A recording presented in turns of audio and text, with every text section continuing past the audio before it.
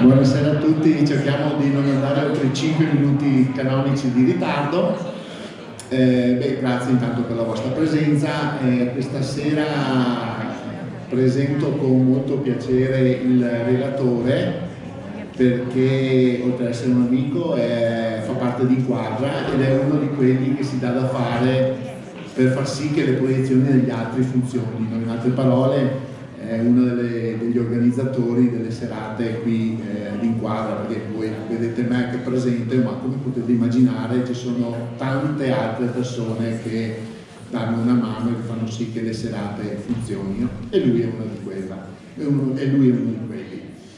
Il secondo motivo per cui presento con molto piacere Filippo è perché il suo è stato un parto molto difficile, perché era stato inserito nel programma di maggio 2020 e sono certo che tutti voi vi ricordate dove eravamo a maggio 2020. Aprile 2020, quindi esattamente 3 anni fa. Non dirò nessuna frase che possa gufare, quindi non serve che facciate le corna. Dico solo che finalmente, dopo 3 anni, è arrivato a farci questa proiezione. Non credo che il Madagascar sia cambiato molto, comunque, questo è poco ma sicuro. Lui, oltre ad essere uno che ci aiuta tanto, è anche il nostro tesoriere, quindi stasera, se vuoi vedere soldini dentro la cassettina, cerca di far bene. E poi vi dirà alla fine della proiezione, entrerà nei panni del tesoriere e vi parlerà del cibo torniere, ma questo a fine proiezione. Lascio il microfono a te, Filippo, in bocca al lupo.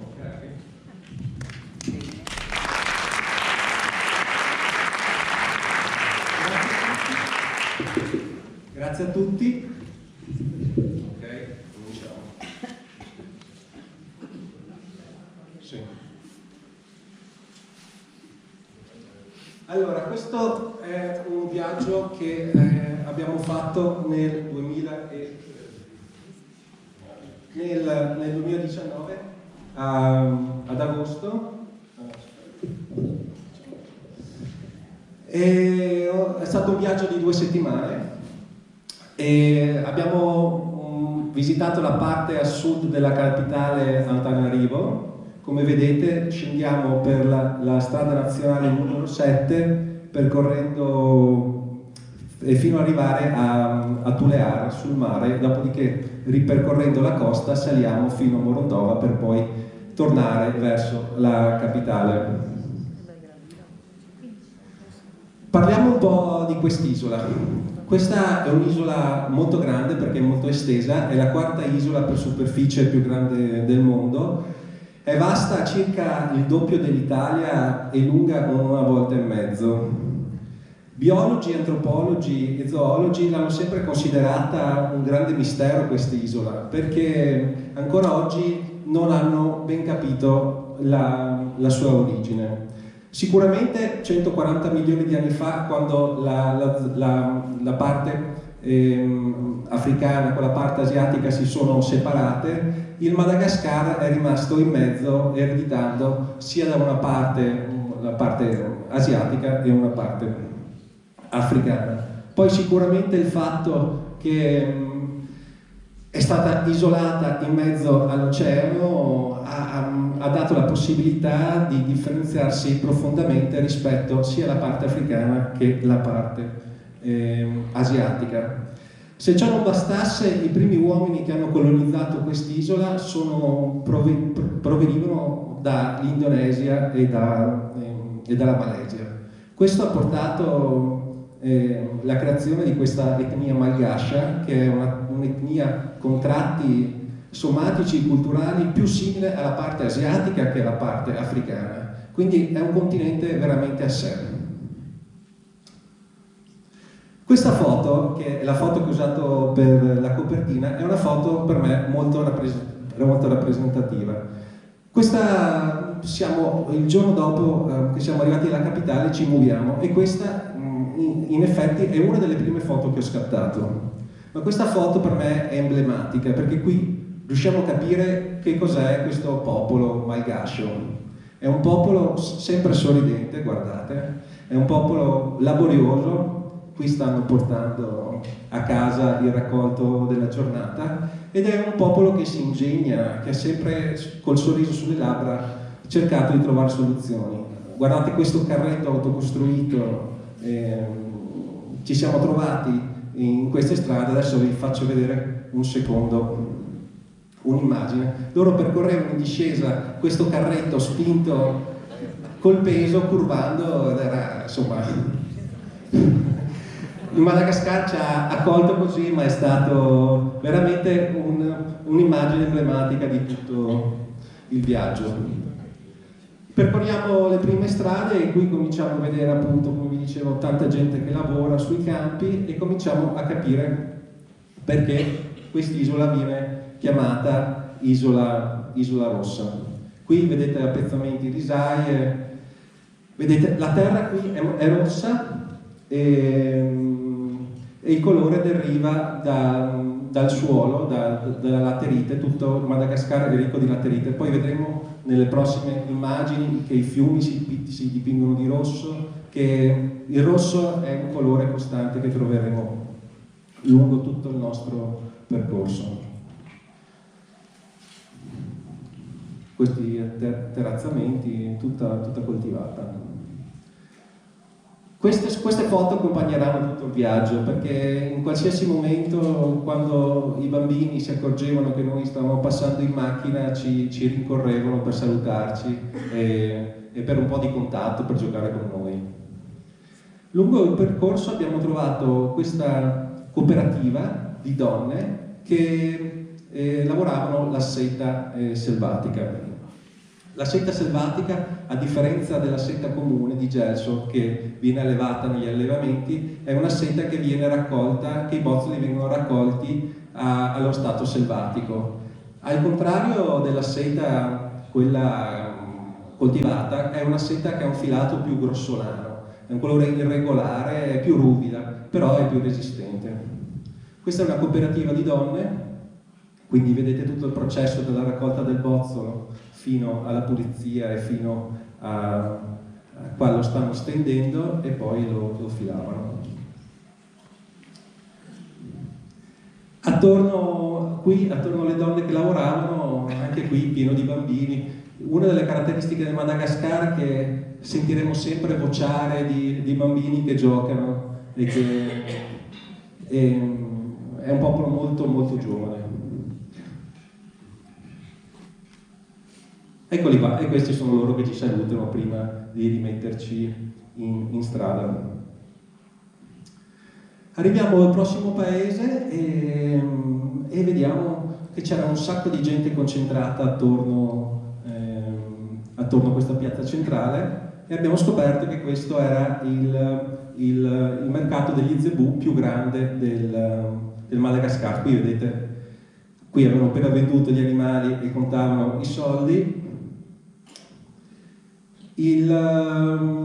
Questo mercato, i pastori da tutto il Madagascar si trovano qui 2 volte a settimana per vendere questo bestiame. Vedete anche qui bambini. Eccoli qua, questi sono i zebù, che è nient'altro che la vacca, insomma, malgascia. Questi animali erano rinchiusi in questi recinti. Questi recinti sono fatti di più strati e sono fatti con dei corridoi che permettevano l'incanalarsi di questi animali, ma sono molto molto resistenti. Vedete, sono fatti da 3 livelli, addirittura i bambini ci giocavano sopra correndoci. Eccoli qua, bambini, i bulli che ci hanno salutato. Proseguiamo il nostro percorso e arriviamo alla riserva naturale di Aria. Questa è la riserva con la più alta concentrazione di machi, o i cosiddetti lemuri della coda degli adanelli. Ecco, qui parliamo del lemure, che il lemure è appunto un altro animale che ha sempre messo in imbarazzo gli geologi, perché non sono riusciti a trovargli una classificazione, perché è un incrocio tra un roditore e una scimmia, e quindi è un animale tipico che c'è solo qui, ed anche qui c'è stato un passaggio evolutivo che dalle altre parti non c'è stato. Difatti dicono che sia uno stato intermedio tra un mammifero inferiore e un mammifero superiore come la scimmia, quindi è l'anello di congiunzione. Sono animali comunque molto socievoli, se ne trovano tantissimi in giro e saltano, sono molto agili, saltano tra gli alberi. Un altro animale tipico del Madagascar è il camaleonte.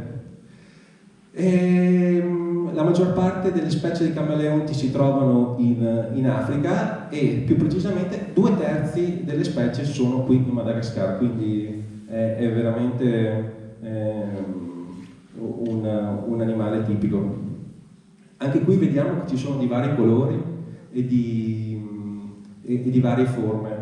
Tenete conto che una delle caratteristiche del camaleonte è che ha questi occhi che sono indipendenti uno dall'altro, riescono ad avere una visione a 360 gradi, e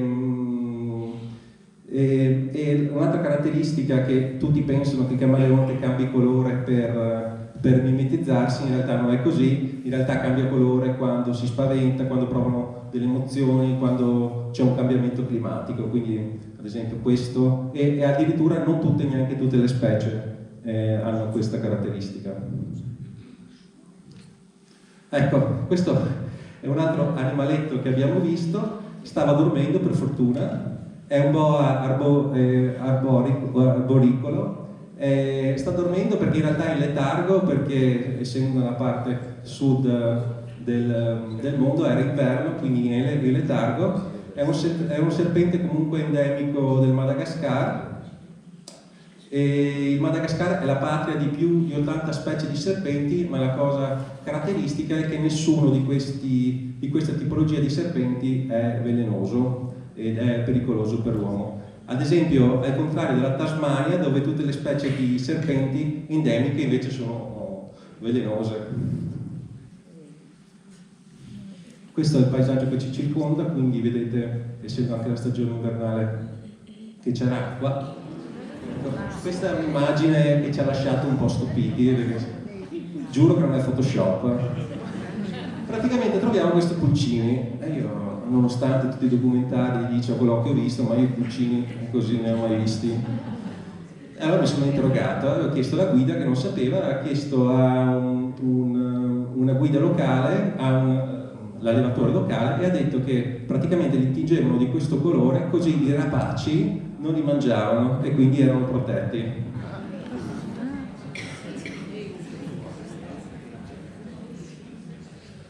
Ci rimettiamo in macchina, ancora bambini che ci salutano, e percorriamo un'altra delle grosse caratteristiche che abbiamo trovato è che attorno i fiumi, attorno dove c'è acqua, c'è sempre un sacco di gente che lavora, che passa il tempo, cioè l'acqua è vita sicuramente in un paese come l'Africa. Arriviamo al parco dello Zanaroro. Questo è un parco molto conosciuto per le vie d'arrampicata. Vedete questa falesia, una falesia alta 800 metri, assomiglia un po' ai Capitan Yosemite e provengono da tutte le parti del mondo per poterla scalare. Vedete che questa valle è una valle arida, costellata di questi alberi di mango, e questa foresta tropicale. Questo è il posto dove dormivamo, proprio all'interno del parco. Quando siamo arrivati ci mettiamo subito a esplorare la zona e abbiamo percorso questo primo trekking attorno a dove dormivamo. Eccola qui, che si staglia nella sua magnificenza. All'interno del parco vivevano anche delle famiglie, perché era un parco, sì, è protetto, però la gente ci vive. Vedete, anche qui solo bambini, adulti in giro non si vedevano. E vediamo queste tipiche case che sono fatte di fango e di sterpaglie. Tenete conto che questi muri erano belli spessi perché comunque l'escursione termica è forte, e se vedete qui anche la ragazzina aveva il giubbotto, perché quando comunque il sole tramonta il freddo si sente. Il giorno dopo ci rimettiamo in cammino e continuiamo il nostro trekking. L'obiettivo è arrivare qua sopra, che lo chiamano il Camaleonte, dopo si vedrà meglio, e quindi procediamo sulla salita.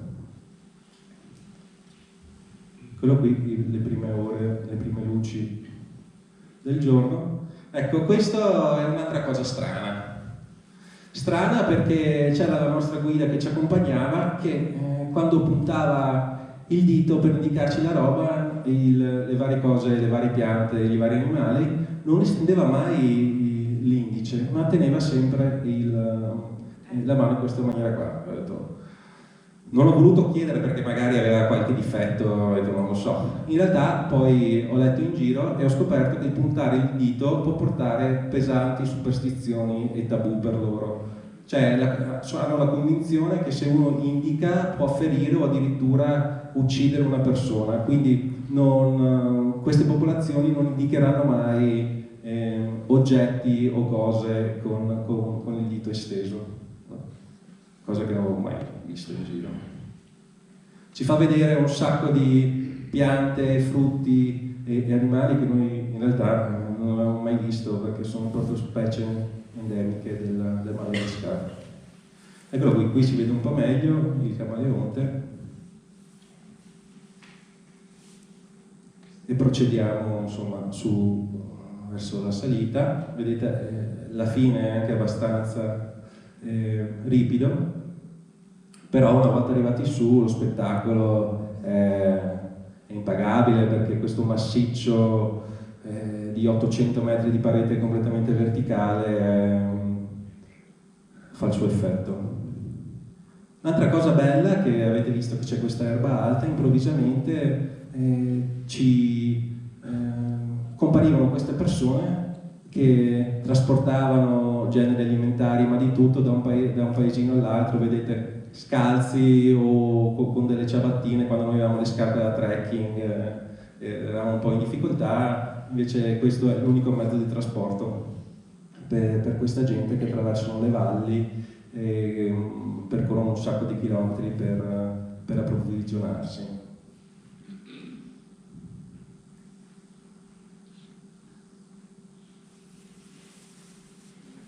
Vedete, animali e insetti sempre molto appariscenti. Questi sempre bambini che ci hanno accolto nel campo, e ci allontaniamo dal parco perché continuiamo il nostro tragitto verso Tuleara, verso il mare, e qui c'era una grande festa del paese. Probabilmente anche le persone che avevamo visto prima o stavano andando o stavano tornando da questa festa, musica alta e un sacco di allegria. Vedete anche le donne molto eleganti che accorrevano alla festa.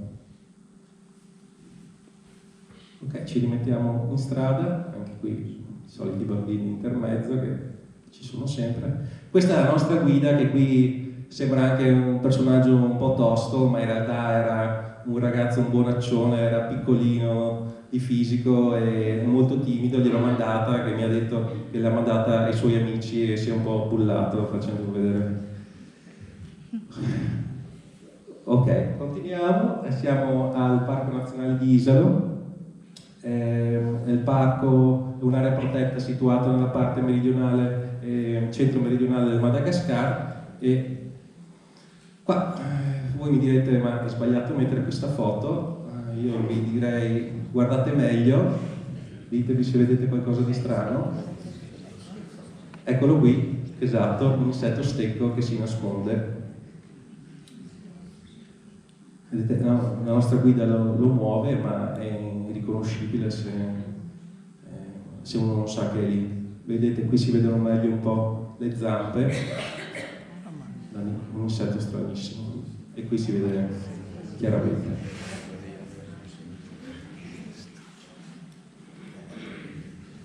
Continuiamo nel parco, vediamo che questo paesaggio è un paesaggio differente da qualsiasi altra parte dell'isola.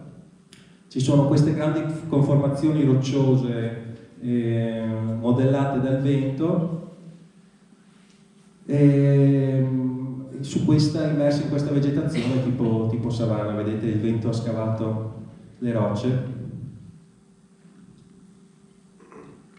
e le piante. Eccolo qui, sembra quasi un territorio marziano. Questa è un'altra peculiarità del Madagascar. Questa è una tomba.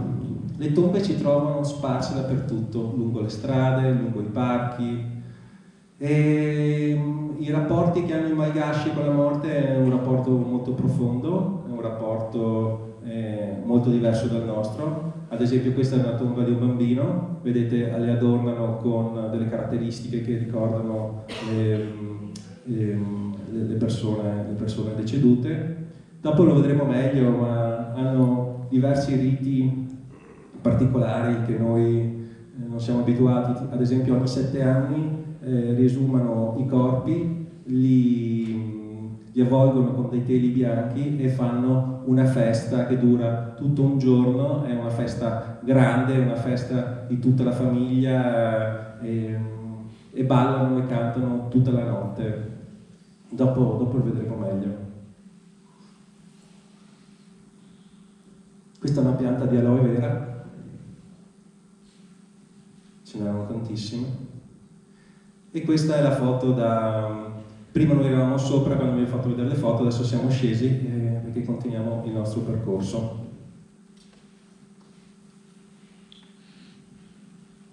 Eccolo qui. Adesso qui la vegetazione cambia, vedete, è più verde, stiamo entrando dentro il canyon. Questo canyon è stato scavato da questo fiume e adesso percorriamo questo sentiero che diventa anche un po' ripido e scendiamo verso il fiume. Qui incontriamo un lemure, secondo me uno dei più simpatici che abbiamo visto, si chiama lemure sifaka. Ha la caratteristica appunto questo pelo di colore bianco crema. Questo lemure è considerato una delle 25 specie di primati a maggiormente rischio di estinzione. Si stima che in libertà, tipo questo che abbiamo visto, ce ne siano solo dai 100 a 1000, quindi una specie in via di estinzione. Questi sono sempre lemuri di altre specie, vedete, che condividono poco, sono molto diversi uno dagli altri. Continuiamo lungo il fiume e scendiamo e sentiamo forte il vociare di bambini. Adesso vi mostro questo video fatto con l'aiuto del buon Danilo, che ringrazio, quindi buona visione.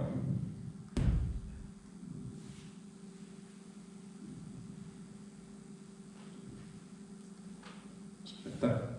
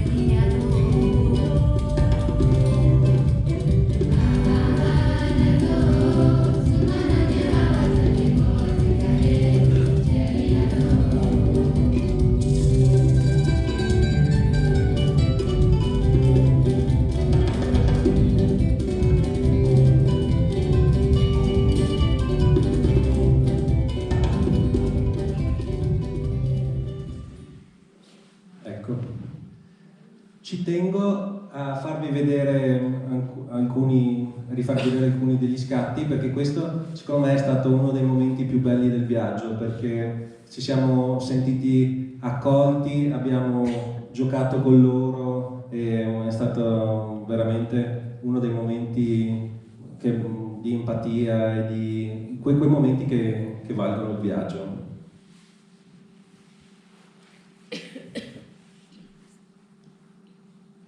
Vedete che i tratti come non sono dell'Africa nera, sono molto più gentili e molto più chiari anche come carnagione.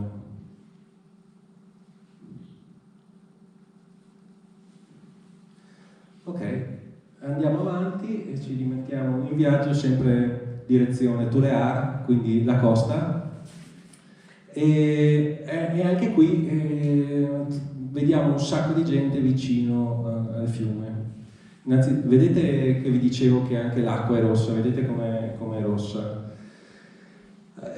La conformazione che vi dicevo di come è nata a livello geologico il Madagascar ha portato la creazione di una quantità di giacimenti di pietre preziose incredibile, ricchissima, rubini, zaffiri, smeraldi, tormalino sono i più famosi.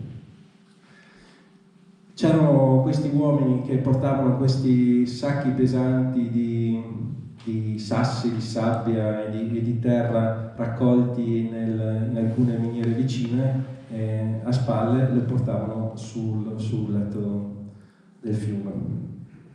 Qui li mettevano in questi grossi setacci e con l'acqua del fiume sgrezzavano, diciamo, la terra per vedere, quindi pulivano queste pietre.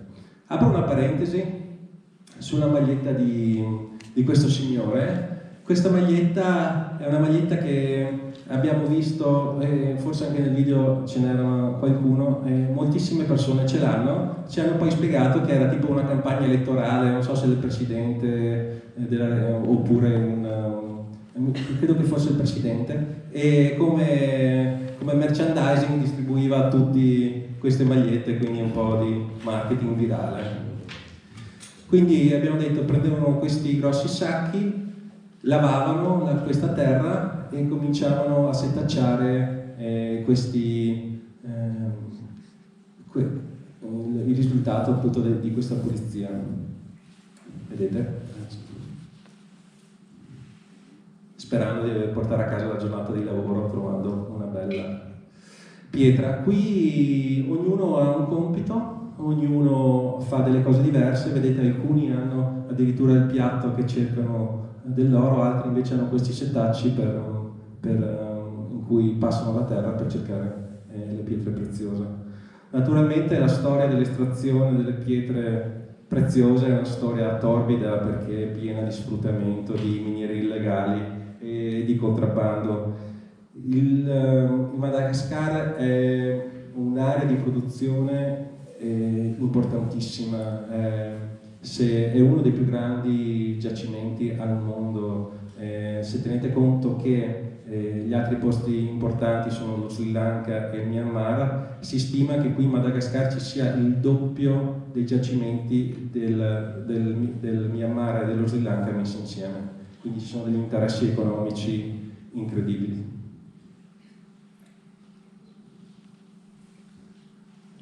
Un lavoro duro, perché tutto fatto a mano, tutto con la schiena piegata, tutto il giorno, e quindi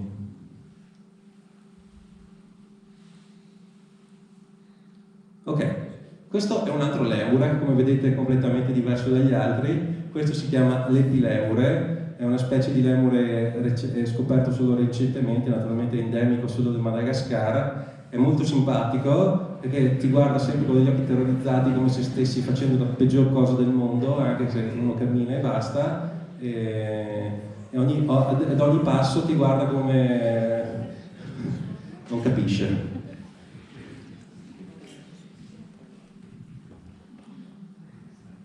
Questo è invece la nostra guida, con equipaggio tecnico da duro anche lui, e poi sono piccolini,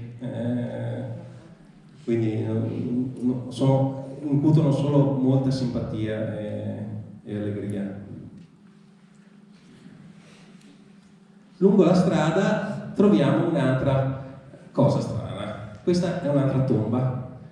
Qui siamo vicini al mare, quindi questa è sicuramente la tomba di un marinaio. Come vedete fanno quasi dei mausolei e qui si ritrovano ogni sei anni per fare questa festa e ricordare i defunti. Finalmente siamo giunti a Tulear.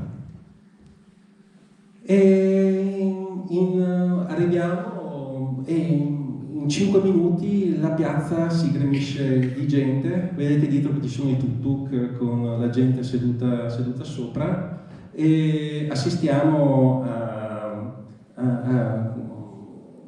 a questa scena. Alla fine scopriamo che si chiama è un combattimento corpo a corpo, è uno sport nazionale, è molto importante in Madagascar, si chiama la boxe malgascia, è una forma di combattimento a mani nude ed è molto popolare nell'isola. Questa è una città grossa, quindi accorrono da tutti i villaggi vicini e formano questo grande cerchio in cui gli avversari si incontrano. Come una persona comincia a girare in maniera circolare in questo cerchio, cercando con lo sguardo, lanciando degli sguardi di sfida alle altre persone finché uno accetta e comincia il combattimento. È una specie di lotta greco-romana, ecco, per capirci, no? Non si tirano pugni, sono solo giochi di spinte e di leve. Adesso andiamo al mare, finalmente, dopo tutti questi chilometri, e per arrivarci però dobbiamo prendere una barca perché siamo diretti a Nakao. Nakao è sempre sulla costa, ma per arrivarci ci si arriva solo via mare. Questo è il nostro transfer, che siamo caricati su questi carretti e all'inizio un po' allibiti seguiamo il nostro... vedete che sembra che andiamo in mezzo al mare, ma in realtà stiamo andando a prendere il nostro transfer.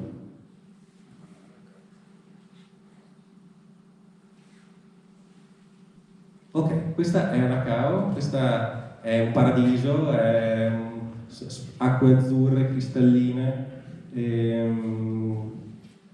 Arriviamo. Queste sono le piroghe a pendolo, si chiamano, sono delle barche tradizionali che vedremo lungo tutta la costa. E una volta arrivati qui scendiamo subito in spiaggia e facciamo una camminata per vedere un po' come si struttura il paese. Vedete bambini giovanissimi e sorridenti che giocano, molto vivaci anche. Tutti che si arrangiano con quello che trovano, usano pezzi di legno come tavoletta per galleggiare, alcuni un po' più pigri,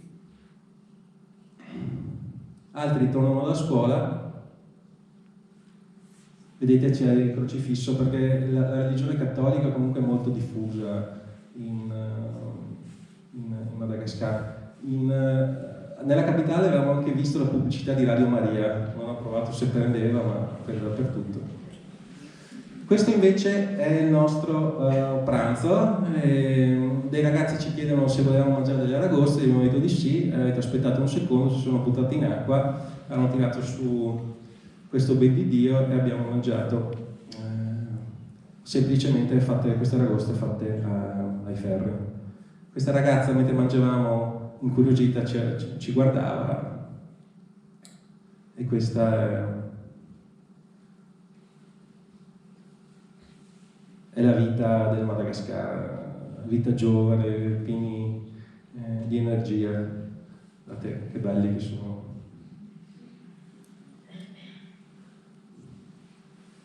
Questa Hanakao è una delle più grandi comunque barriere coralline al mondo, ha un'estensione sottomarina di circa 450 km, gremita di 1000 colori ed è una delle barriere coralline più attive. Queste sono le barche tradizionali e ci mettiamo anche noi su una di queste barche perché vogliamo andare a visitare Nosy Be, che è un'isoletta che è a largo di Tulear e per farlo usiamo queste barche tradizionali e l'obiettivo è anche vedere le balene, perché il Tulear dà sul canale di Mozambico. Il canale di Mozambico è un canale importante per le balene che lo usano, che durante la stagione invernale, quindi la stagione fredda, le balene e le megattere abbandonano il polo sud perché è un mare troppo freddo, salgono verso mari più caldi dove anche si riprodurranno.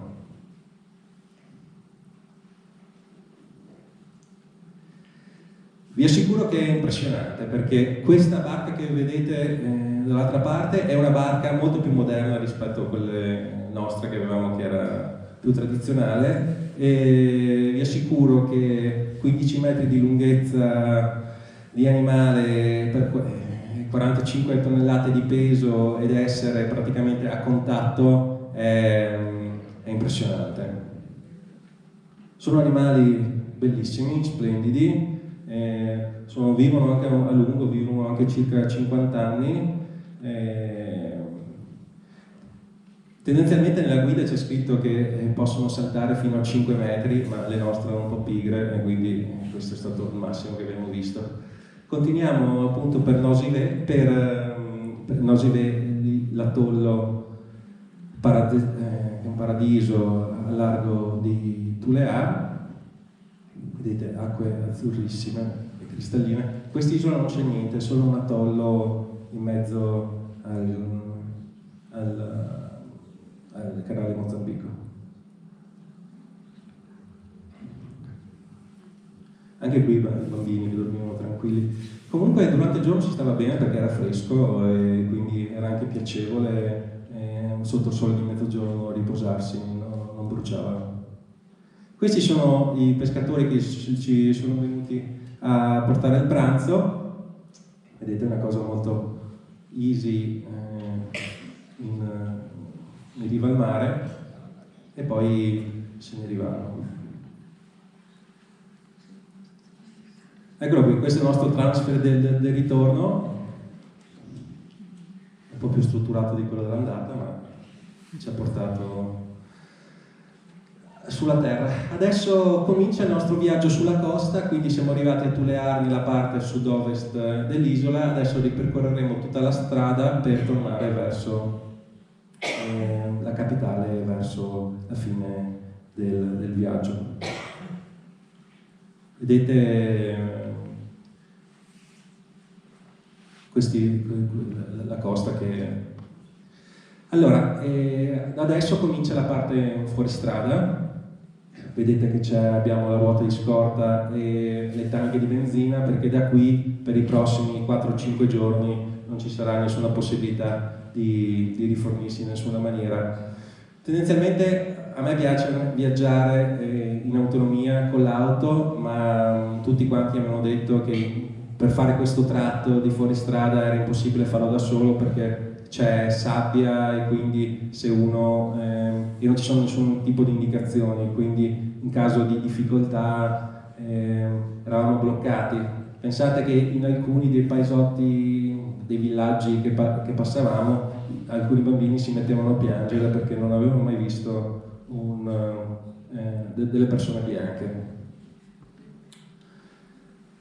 Questa è una foto che a me sinceramente piace, ma in un'altra parte non mi piace, mi rattrista. Vedete, questo stiamo aspettando il tramonto e dietro ci sono questi due tipi di barche tradizionali.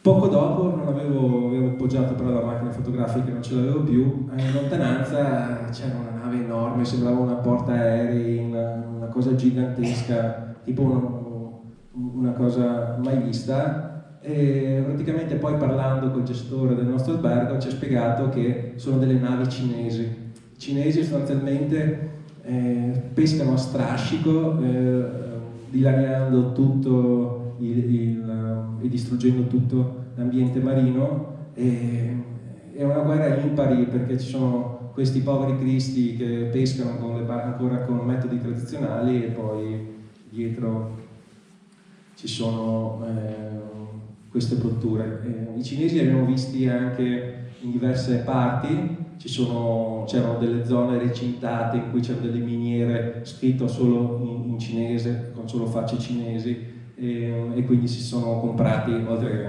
si sono comprati tutta l'Africa, ma si sono comprati anche tutto il Madagascar, perché il Madagascar, come vi ho detto, è ricco di terre rare e ricco di pietre preziose.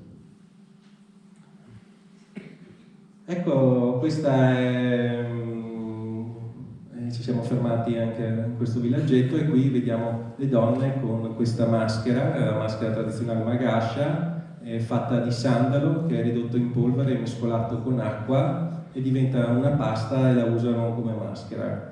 Una maschera che protegge dal sole e protegge dalle punture degli insetti, ma il sandalo anche idrata la pelle e quindi ha una doppia funzione. Qui ci dico, abbiamo portato matite e colori per i bambini. Qui c'è un'altra storia mezza triste, perché fino a questo momento noi non abbiamo mai visto, diciamo, una povertà insopportabile, mettiamola così, dal punto di vista di noi occidentali. Però qui è stato un po' diverso, perché qui abbiamo cominciato a vedere dei bambini. C'era una foto che non ho voluto fare di un bambino in braccio al grembo della mamma che piangeva, con un'infezione all'orecchio, un'infezione insomma di quelle importanti, e un po' ci sono, vedete anche questo bambino con i denti in questa maniera, un po' mi sono domandato perché, gliel'ho chiesto alla guida, e ha detto che alcune persone non si fidano della medicina, diciamo, moderna, e si affidano solo a metodi tradizionali, e quindi spesso il bambino muore per una semplice infezione per una questione, diciamo, culturale. Quando siamo andati via, comunque, insomma, le sensazioni sono sempre ottime e amichevoli. Ecco, a proposito di quello che vi ho detto, questo qui è un ospedale che abbiamo trovato lungo il percorso. In realtà l'abbiamo scoperto in un secondo momento. Abbiamo dormito in questo albergo, che abbiamo scoperto che era gestito da italiani, e più precisamente era gestito da degli amici di Bologna, che facevano i medici a Sant'Orsola, che poi sono andati in pensione, e quando le popolazioni locali si sono accorte che c'erano queste persone che erano anche dei medici, hanno cominciato ad accorrere tutte su questo posto. E quindi da cosa nasce cosa? Questa struttura si è ingrandita, e questo gruppo di amici ha creato questo ospedale, che è un ospedale che serve 200.000 abitanti, quindi è un ospedale grosso con diverse specializzazioni. Tenete conto che aiuta 180 villaggi ed è l'unico presidio medico nel raggio di 200 km². Un'altra cosa che mi è piaciuta, mi ha fatto un po' sorridere, è che i sostenitori di questo ospedale, a parte che c'è PIF qua che fa ridere, ma ad esempio c'è Ceramiche Sant'Agostino, che è un'azienda che passo spesso una volta a settimana davanti, quindi mi ha fatto piacere. C'è il Cesena dove mia sorella collabora, e quindi è stato come trovare un po' di casa all'interno in un posto così lontano.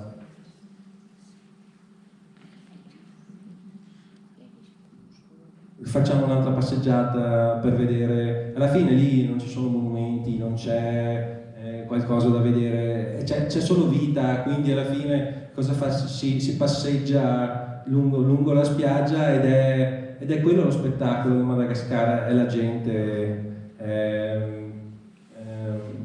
Sono questi bambini che giocano, che si divertono, che non hanno pensieri. Questi sono i villaggi.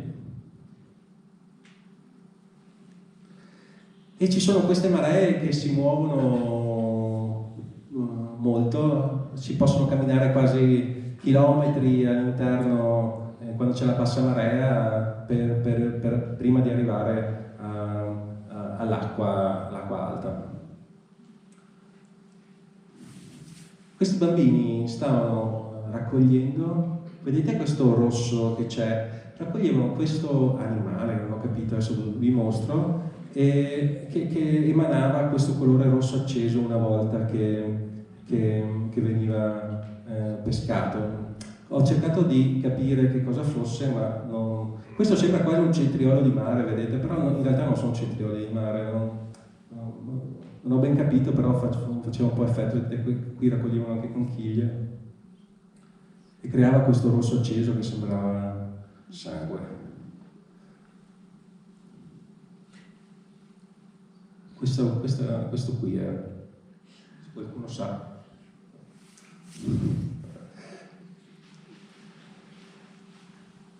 Tutti cercavano di dare una mano, lì c'era una costruzione, questi ragazzi davano una mano anche loro. I più piccoli invece comunque giocavano, c'era una gara, questo è il vincitore sicuramente, soddisfatto.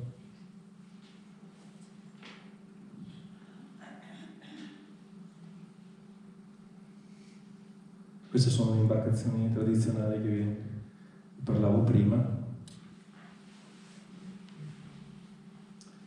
Vedete, si arrangiano con quello che hanno, ma...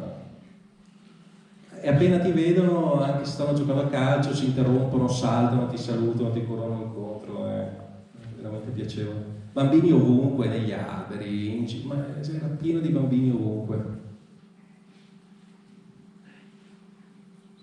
Ecco, questa è una foresta strana rispetto a quella del Cansiglio nostra. Ma in realtà loro questa la considerano una foresta. Questo è, come sapete, il baobab. Il baobab è un altro di quegli oggetti misteriosi creati in questa evoluzione particolare. Il baobab può raggiungere un'altezza di 40 metri e il diametro del tronco di 10 metri. Sono giganteschi, sono impressionanti. Il baobab ha una caratteristica che può contenere fino a 100.000 litri d'acqua e nel periodo secco gli abitanti malgaci usano il baobab come riserva d'acqua e la estraggono. Vedete, adesso provo a ingrandire, questi sono dei pioli che mettono sull'albero senza ammazzarlo, per arrampicarsi in cima e creano un buco e proprio tirano su secchielli d'acqua. 10.000 litri, 100.000 litri ogni albero possono contenere, e sono le loro riserve idriche. Questa era una scuola che siamo andati a visitare, sempre naturalmente fermandoci quando trovavamo qualcosa. Anche qui abbiamo portato colori.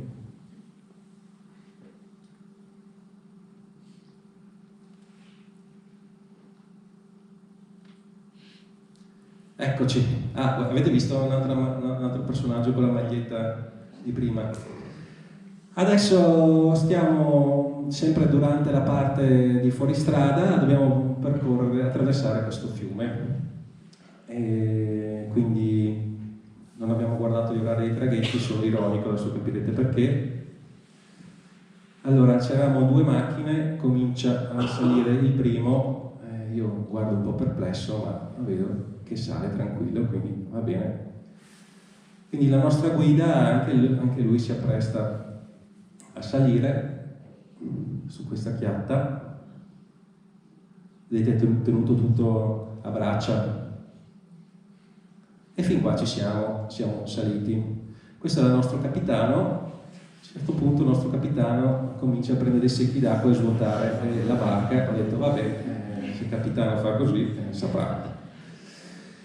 E poi questo è un mezzo che noi potremmo definire green, un mezzo sostenibile, non inquina, e sì, arrivano i ritardatari anche, vedete, che ci vengono a dare una mano. Questo dirigeva i lavori. Questo era un altro bambino che portava qualcosa che qualcuno si era dimenticato. E quindi a braccia, e con tanta buona volontà, ci traghettano dall'altra parte.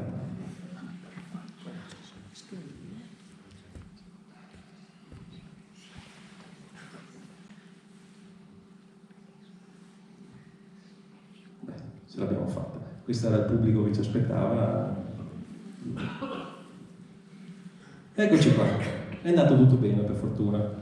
Scaricata, ci rimettiamo in strada. Arriviamo vicino al paesino in cui dormiremo, e qui vediamo una scuola, e erano circa le 6 mi sembra, quindi c'era la fine della scuola, c'erano tutti questi bambini messi in riga e c'era la maglia bandiera, quindi tutti in completo silenzio, in segno di rispetto verso la bandiera. Una volta finita la scuola, rompete le righe e via. Moltissimi di questi bambini si sono poi andati nella chiesa. La religione cattolica convive, sì, con tutti i limiti comunque in questo paese, nel senso coesiste la parte un po' più tradizionale con la parte cattolica. Ecco qui, noi dovevamo dormire in questa struttura qui a sinistra che vedete. Per fortuna che la stavano restaurando e ci hanno portato dall'altra parte, perché questa è una di quelle situazioni in cui vi dicevo che ogni 7 anni vengono riportati alla luce i defunti. I parenti si riuniscono e fanno festa tutta la notte con musica alta e grandi balli, come gesto di rispetto per ricordare la persona che non c'è più. Ma leggevo che investono anche, essendo gente che non ha niente, investono anche tanto di quello che hanno per poter dare da mangiare a tutti, perché per loro è un gesto molto importante di rispetto verso il defunto.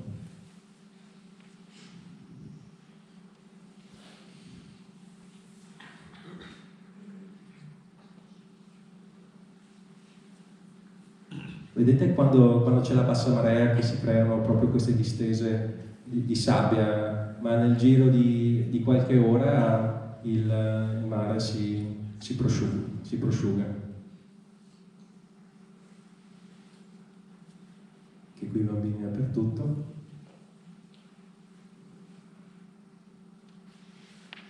Siamo a Morondova, uno dei posti famosi di Madagascar, dove c'è il viale dei Baobab.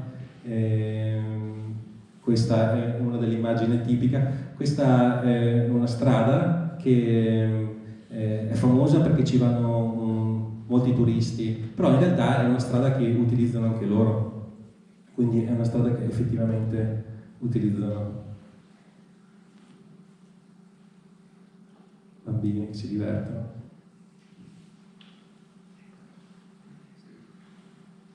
E aspettiamo il tramonto perché siamo andati lì a posto tardo pomeriggio per vedere il tramonto, i famosi tramonti africani.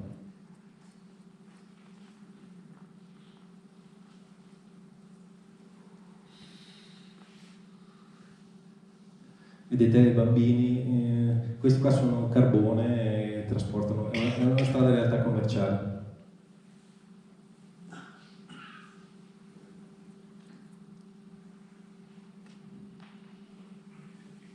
Siamo quasi alla fine del nostro viaggio e gli ultimi sorrisi ci accolgono. Ecco, qui siamo sempre vicino a un fiume e anche questa è una cosa molto particolare che abbiamo trovato. Vedete, praticamente utilizzano questi bastoni per spaccare questa pietra che si diventa tipo farinosa. Dopodiché prendono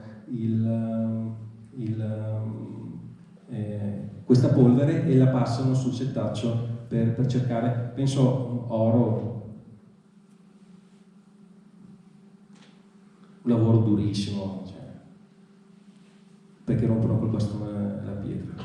Anche i bambini provano più che altro.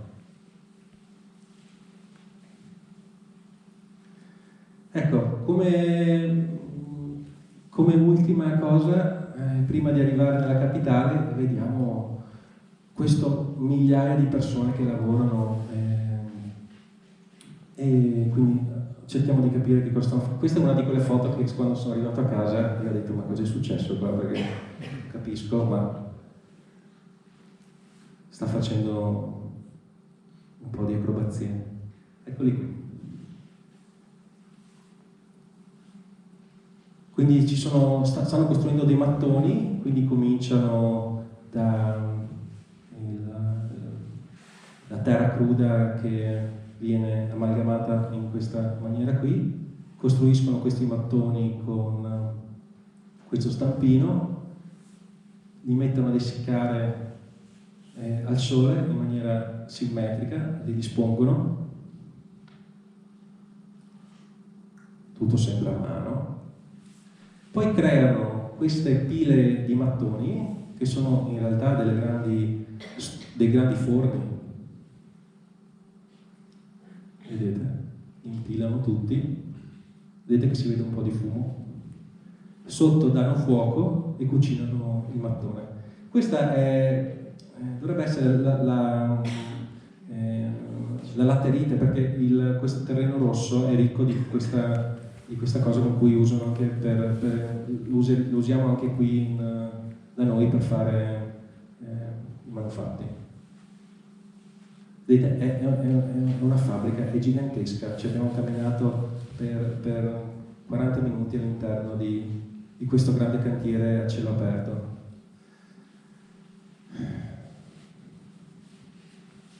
Giochi di equilibri, mica a poco.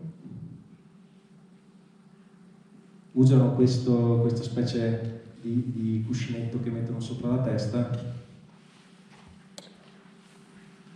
per poter trasportare questi pesanti blocchi.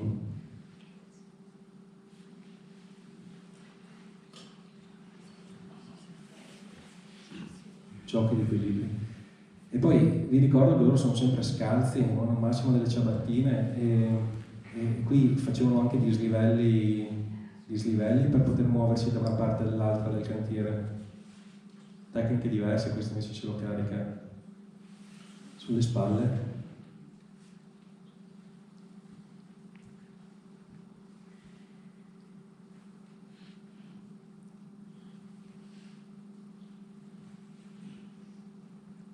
E qui li portavano sulla strada per poi essere caricati e venduti nella capitale.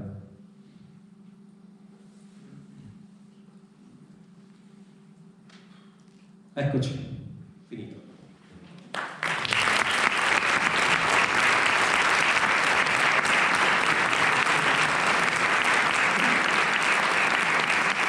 Allora, se qualcuno di voi ha qualche domanda? Nessuna domanda? Meglio. Io ho una cosa che volevo dirti. A un certo punto hai parlato di un ospedale che serviva 200.000 km quadrati. No, aspetta, no. 200 km quadrati, ok, perché 200.000 mi sembra quasi tutta l'Italia. Sono comunque tanti, 200.000 persone sono comunque tanti, sì. Allora, io voglio solo ricordarvi una cosa, la prossima proiezione di Rosella Tinellato sarà lunedì 8 maggio, però volevo comunicarvi che a partire da settembre, noi andremo avanti poi sempre con la nostra programmazione, però non saremo più, per motivi tecnici, non saremo più di lunedì sera, ma cominceremo a fare di martedì sera. Quindi la proiezione sarà in genere il primo martedì del mese, nel caso di settembre faremo il secondo per non essere troppo attaccati ad agosto, comunque poi con la prossima proiezione vi daremo il programma.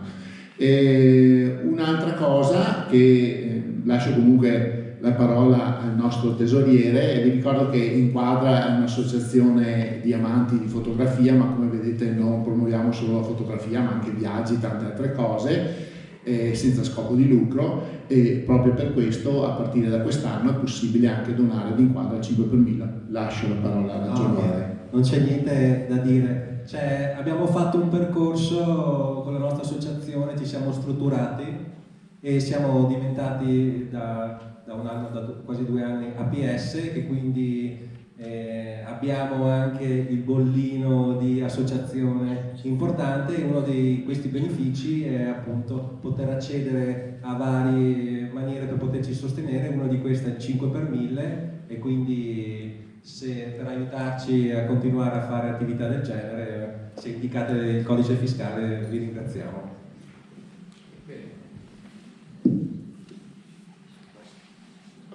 Io vi do appuntamento alla prossima proiezione, che è appunto lunedì 8 maggio con Rosella Tinellato in Etiopia, in Africa, che è un altro paese, Etiopia, dove ci sono tantissimi viaggi che si possono fare. Grazie.